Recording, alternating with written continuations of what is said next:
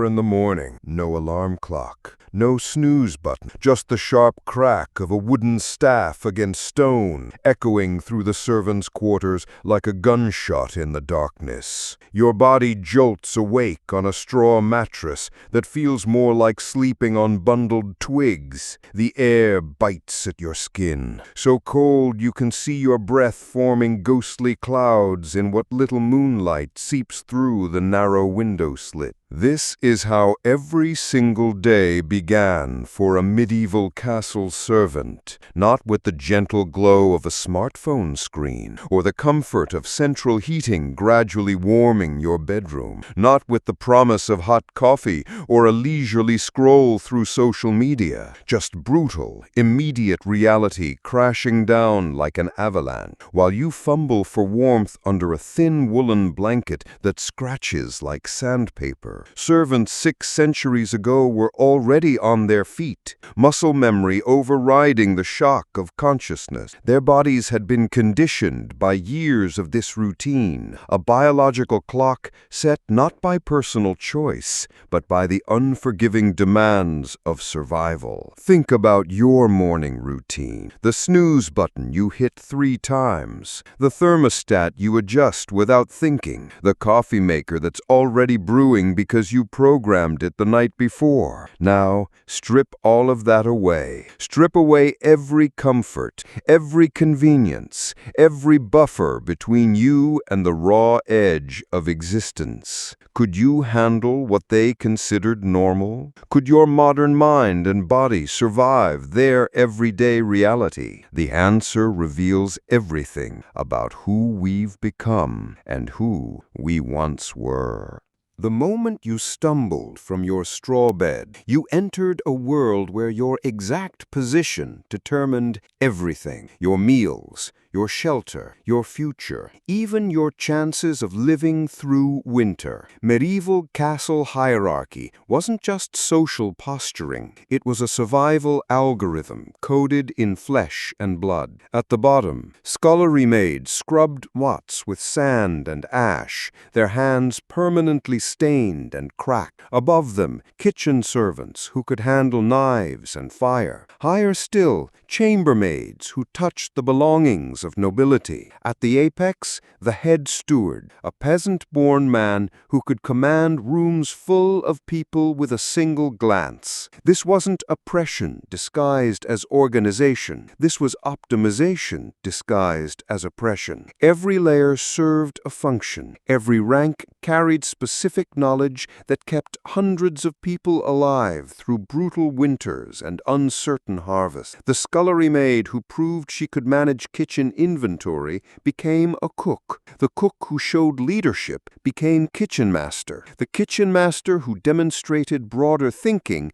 became steward. Compare this to your modern workplace, where job descriptions blur and everyone claims to be results-driven and collaborative, where promotion feels arbitrary, based on politics rather than competence, where you suffer through performance reviews wondering if you're actually valuable or just pretending to be. Medieval servants knew exactly where they stood. They could see the next rung above them and understood precisely what skills would get them there. No imposter syndrome, no existential career crises, no wondering if their work mattered. The hierarchy was brutal, yes, but it was also honest. It told you the truth about your abilities and gave you a roadmap to transcend them. In our flat organizational structures, we've gained equality but lost clarity. We've eliminated the latter, but now we're all floating, wondering which direction leads up.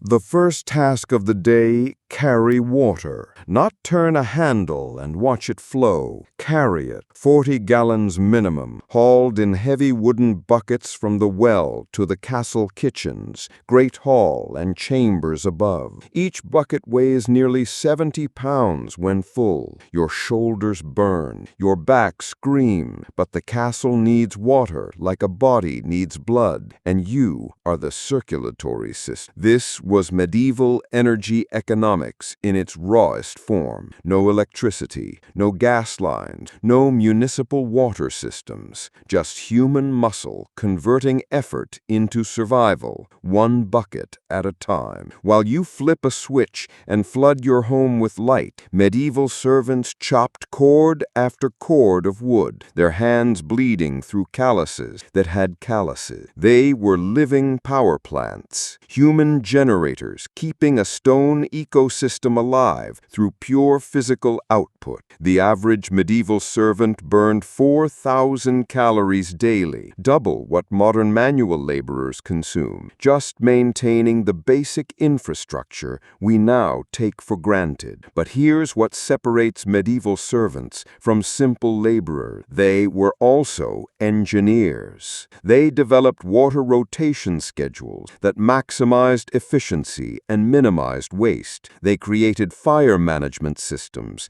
that kept dozens of hearths burning with minimal fuel consumption. They invented waste disposal networks that would impress modern sanitation experts. Kitchen fires never went out. Someone fed them in precise intervals, maintaining cooking temperatures without thermostat. Water barrels were positioned throughout the castle based on traffic patterns and usage calculations that today's logistics experts would admire. They tracked seasonal wood consumption like modern utilities track kilowatts. Modern off-grid enthusiasts spend fortunes trying to recreate systems these uneducated peasants perfected through necessity. Solar collectors, gray water systems, thermal mass heating, concepts medieval servants understood intuitively and implemented with nothing but stone, wood, and human ingenuity. They weren't just surviving. They were optimizing survival with the precision of machine and the creativity of inventors. Their bodies were the technology, their minds were the programming, and somehow they made it look effortless.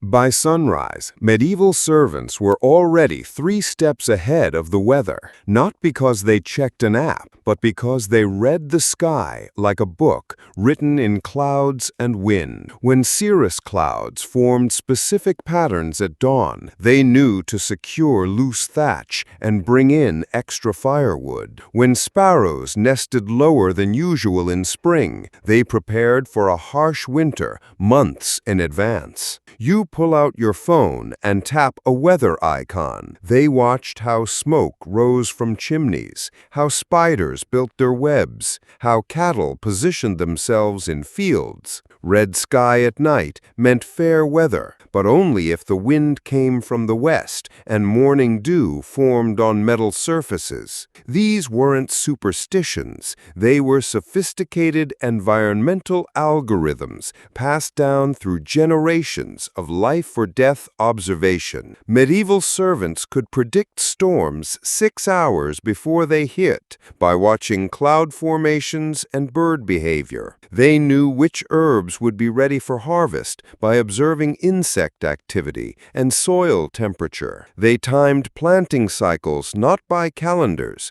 but by reading the subtle signals plants and animals broadcasted about seasonal changes. Today's survivalists pay thousands for courses teaching these same skills. They study field guides, trying to memorize what medieval servants absorbed naturally through daily interaction with their environment. We've gained weather satellites, but lost weather wisdom. We can predict storms across continents, but can't tell if it will rain in our own backyard without checking our phones. While we've become increasingly blind to the natural world around us, medieval servants lived in constant dialogue with it. Every morning brought new data. Every season taught new lessons. They were citizen scientists conducting the longest-running environmental study in human history, and their lives depended on getting the analysis right.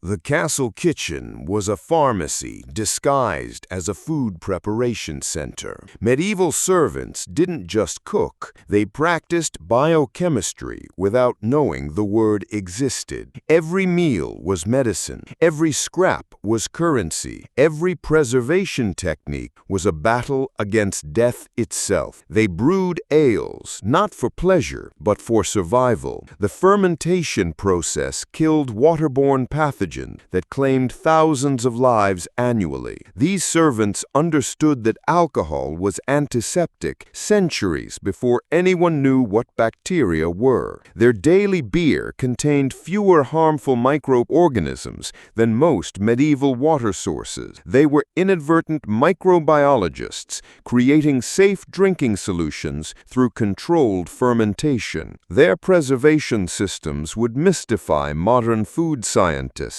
Salt curing techniques that could keep meat edible for months. Fermentation processes that turned milk into cheese wheels harder than stone. Smoking methods that transformed fresh fish into protein that could survive Arctic winters. No refrigeration, no preservatives, no chemical additives, just precise control of moisture, temperature, and time. What you throw away, they transformed into wealth. Vegetable scraps became broths that provided essential vitamins. Meat bones were boiled into gelatin that prevented scurvy. Apple cores became vinegar for cleaning and food preservation. Leftover bread became the base for puddings, soups, and even beer. Nothing was waste. Everything had secondary and tertiary purposes. Americans throw away 80 billion pounds of food annually. Medieval servants threw away nothing. They understood that every orange peel contained oils for cleaning. Every eggshell provided calcium. Every herb clipping held medicinal properties. They managed nutrition without supplements, creating balanced diets from seasonal ingredients and preserved stores. Root vegetables for vitamins, fermented dairy for probiotics, herbs for specific ailments. They were nutritionists before nutrition existed as a science. While we've gained convenience, we've lost the intimate knowledge of how food becomes medicine and how waste becomes wealth. They lived in a circular economy where nothing died. It only transformed into something else that sustained life. In the narrow corridors and shared chambers of castle life, medieval servants built the most sophisticated social network in human history, one that ran on whispers, favors, and unspoken alliances. No algorithms, no friend requests, just raw human connection forged under the pressure of shared survival. Information traveled through servant quarters faster than wildfire. A kitchen maid, overhearing noble conversations, would trade that intelligence to a stable hand for extra food portion. The stable hand would exchange it with a guard for protection from punishment. The guard would leverage it with the head steward for advancement opportunities. Every conversation was currency. Every relationship was infrastructure. These weren't casual friendships. They were survival partnerships tested daily under extreme conditions. When you collapsed from exhaustion, your network carried your workload. When you fell ill, they shared their meager rations. When you faced punishment, they provided alibis and witnesses. Failed to contribute to this system, and you faced medieval life alone, which usually meant not surviving it at all. Compare this to your social media feeds. Hundreds of connections who know nothing real about your struggles, who offer hollow likes but wouldn't lift a finger to help you through genuine crisis. We've traded depth for breadth, intimacy for convenience, meaningful bonds for digital dopamine hits. Medieval servants developed emotional intelligence through necessity. They learned to read micro-expressions that revealed hidden dangers, to build trust trust through actions rather than words, to maintain relationships that could mean the difference between life and death. Their social skills weren't optional, they were survival equipment. We scroll through feeds feeling lonely, despite being connected to hundreds of people. They shared cramped spaces with a dozen others and felt genuinely supported by their community. They had fewer people in their lives, but those relationships were deeper, stronger, and more resilient than anything our digital age has created.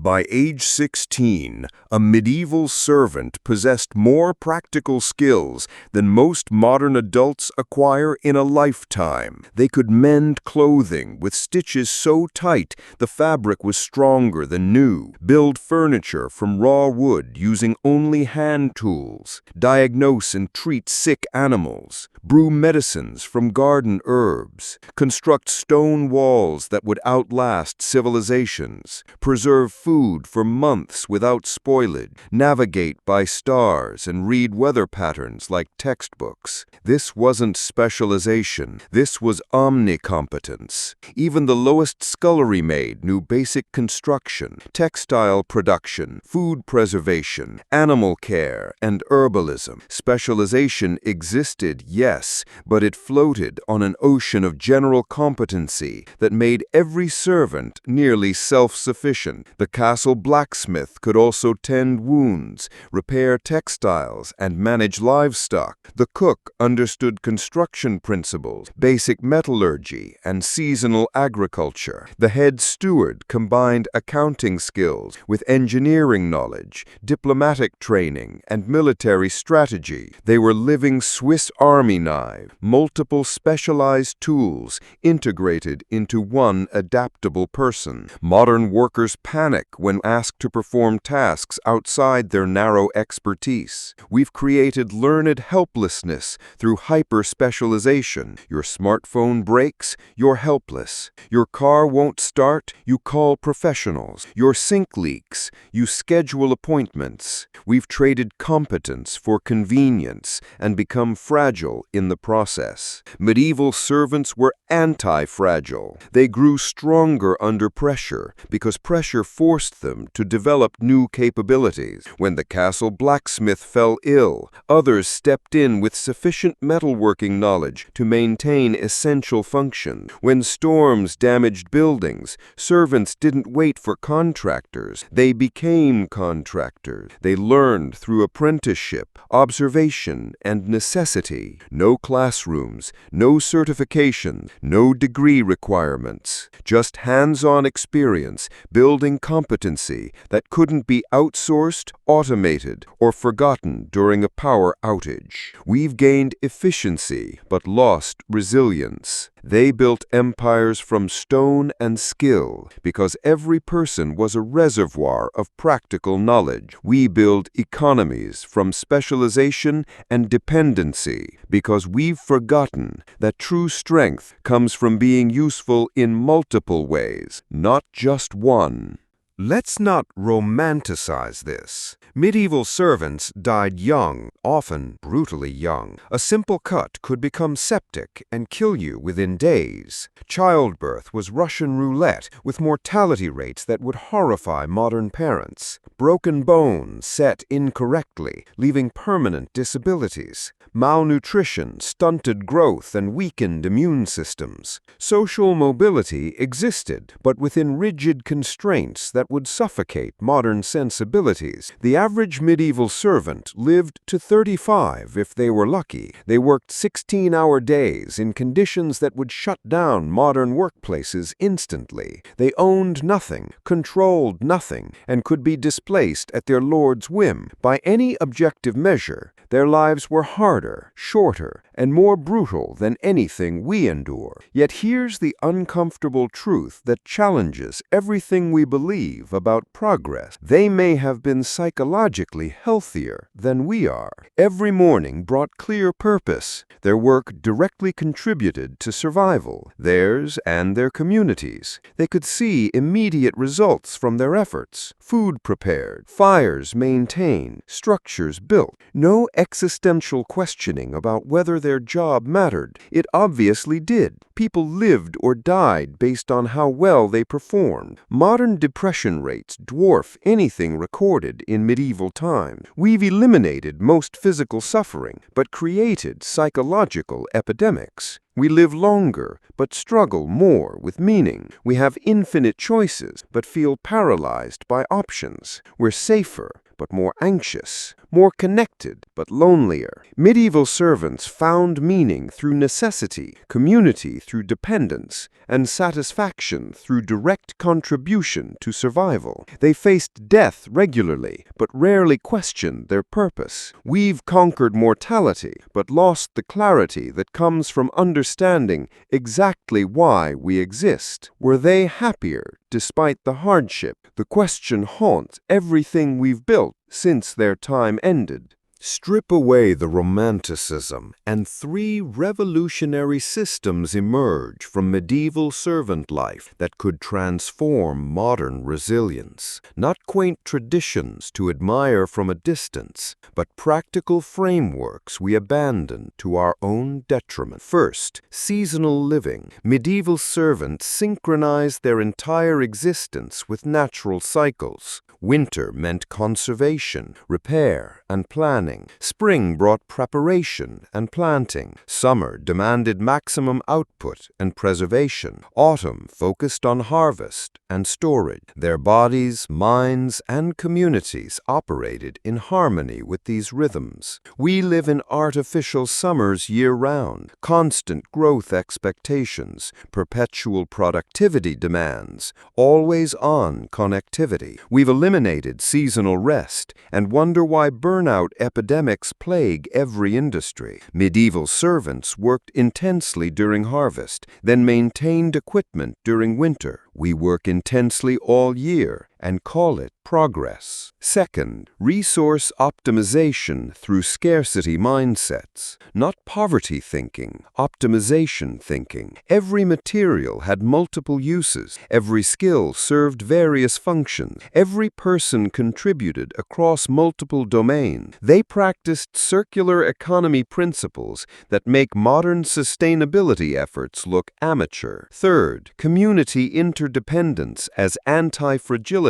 When individuals became stronger through mutual dependence rather than despite it, your survival depended on others thriving, so you invested in their success. Modern individualism has created isolated fragility. We succeed alone and fail alone. Here's what we can realistically adopt: seasonal work cycles that respect natural energy patterns, multi-use approaches to possessions and spaces, skill diversification beyond narrow specialization, resource optimization that eliminates waste through creativity rather than consumption. Here's what we should abandon: the illusion that hardship automatically creates character, that hierarchy based on birth rather than merit serves anyone, that medical knowledge was better when people died from infected cuts. The goal isn't to recreate medieval life, it's to extract medieval wisdom. They developed systems for thriving under constraint that we could use for thriving under abundance. They mastered resilience through limitation. We've forgotten resilience through excess. The question isn't whether we should return to their world, it's whether we can learn from it before our comfort becomes our weakness. Conduct a medieval day experiment, not as a historical reenactment, but as strength training for an uncertain future. Wake at dawn without an alarm. Eliminate electricity for 24 hours. No phones, no heating, no running water. Cook with fire. Carry water in buckets. Make something useful with your hand. Interact face-to-face with neighbors. Go to bed when darkness falls. This isn't nostalgia. It's capability testing. You'll discover muscles you forgot you had, skills you didn't know existed, mental clarity that emerges when digital noise disappears, the profound satisfaction of completing physical tasks that directly improve your immediate environment. Most importantly, carefully, you'll realize something modern life has hidden from you. Humans are ridiculously adaptable. We've survived ice ages, plagues, famines, and wars, not through technology alone, but through mental flexibility